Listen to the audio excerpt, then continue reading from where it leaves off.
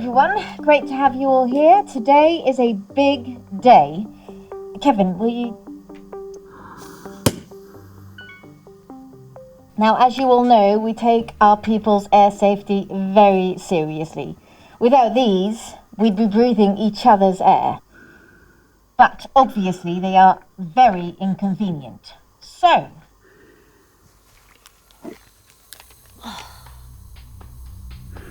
Charlie, can you please put your mask back on? Please. Come on, Charlotte. Put on your mask.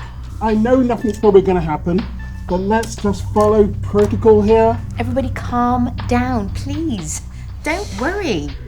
Our R&D department has been working day and night on a way to get rid of these. And we've succeeded. We've achieved an innovation milestone. This is going to be the first room in the world that is ventilated.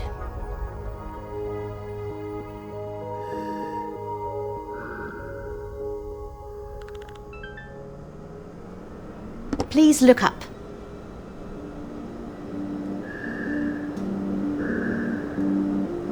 These pipes suck the air out of the room, taking aerosols that could contain pathogens away from us.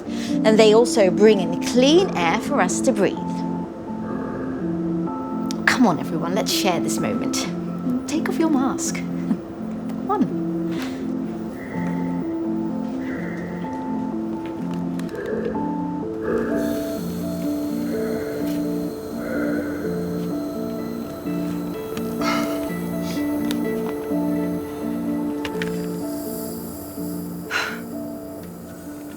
Oh, wait, how do we know this works? I mean, I heard Kevin coughing a while ago in the hall.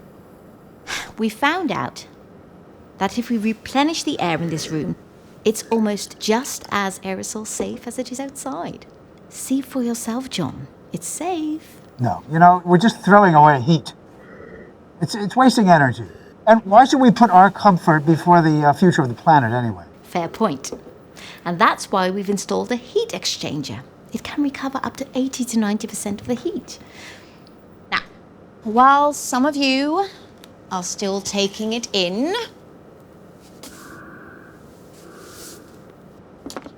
everybody please raise your glass.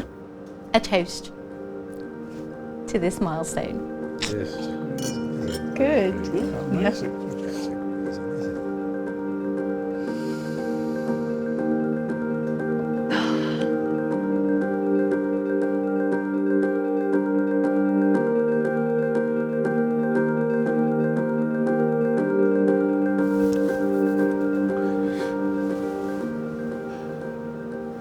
Well, I suppose there is some air circulation in the room.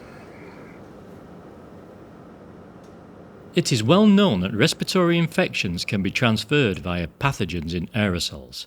According to the World Health Organization, well-designed and operated building service systems can reduce the risk of viruses spreading indoors through ventilation with outside air and filtration or disinfection of recirculated air.